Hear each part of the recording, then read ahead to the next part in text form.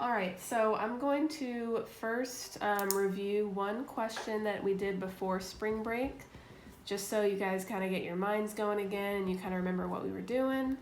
So again, this is lesson 6.3, parametric equations.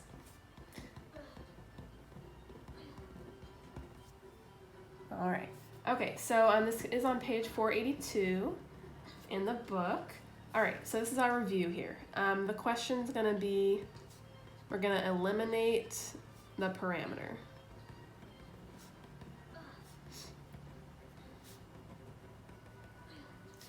Okay, so here's just an example of what we did last week, or not last week, spring break when we, before we went on break. So if I was given two equations, like x equals 2 minus 3t, and y equals 5 plus t. Remember, parametric equations are the ones that you write in terms of x and y, and we're using the variable t. And so if I want to eliminate that t and just make it one equation in terms of x and y, I'm going to take one of these and get the t by itself and then plug it into the other one. So I'm going to do that with the y because it seems easier to me and I like to do things easy. So we're going to go minus 5. So we got y minus 5 equals t. And then we're just going to take that in and plug it into t over here. So we're going to get x equals 2 minus 3 times y minus 5. And then just distribute all that out and get it into y equals.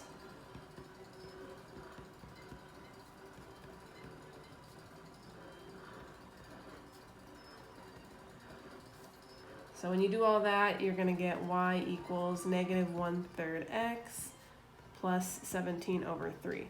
And we obviously know that this is linear. And we can draw the graph. 17 over 3 is, I think it's like 5.6. 2, 3, 4, 5. And then we obviously go down one, write 3.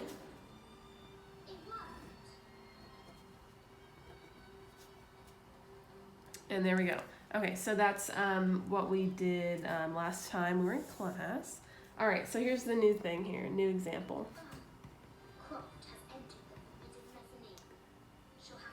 Okay, so this is number 23, and we got x equals 5 cosine of t and y equals 5 sine of t.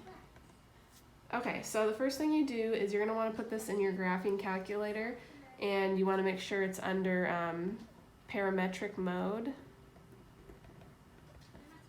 Below this video, I'm going to link another video that has how to put the online Desmos calculator into parametric mode so that you can do it online. So I'm going to link another video where I explain how to do that.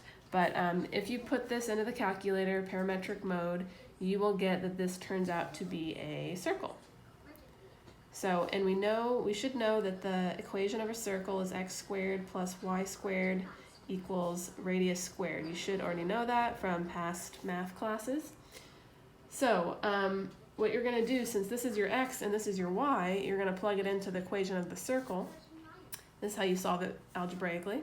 So we're going to have 5 cosine t squared plus 5 sine t squared equals r squared. And then this will be 25 cosine squared t plus 25 sine squared t equals r squared. If I pull out a 25,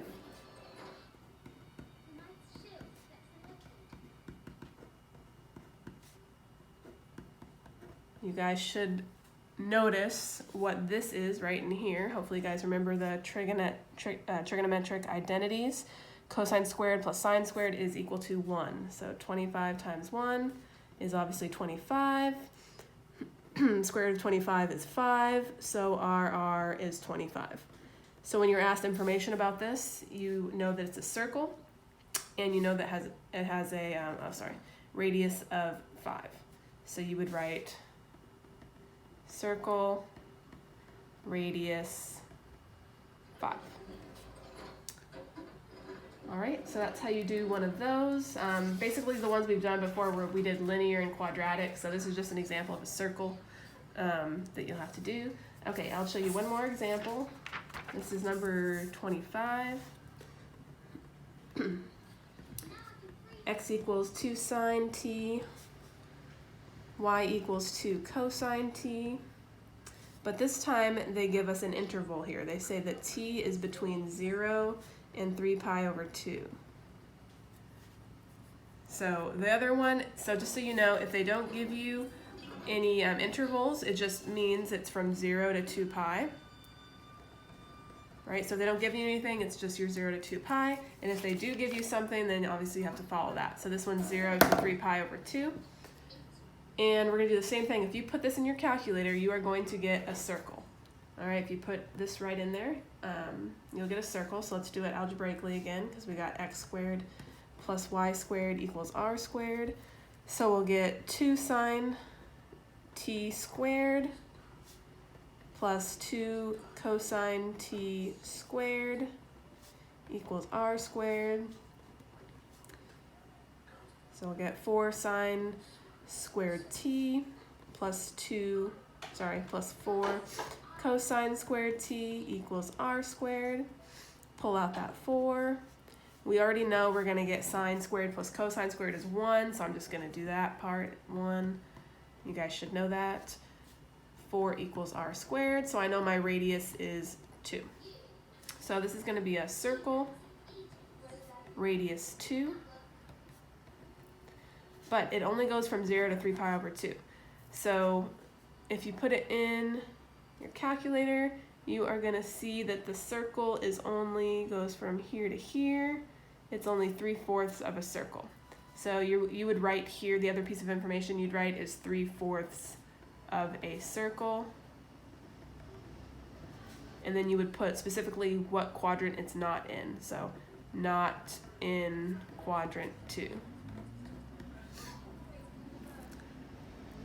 All right, so the questions that I want you to do practicing that is number 24 and 26.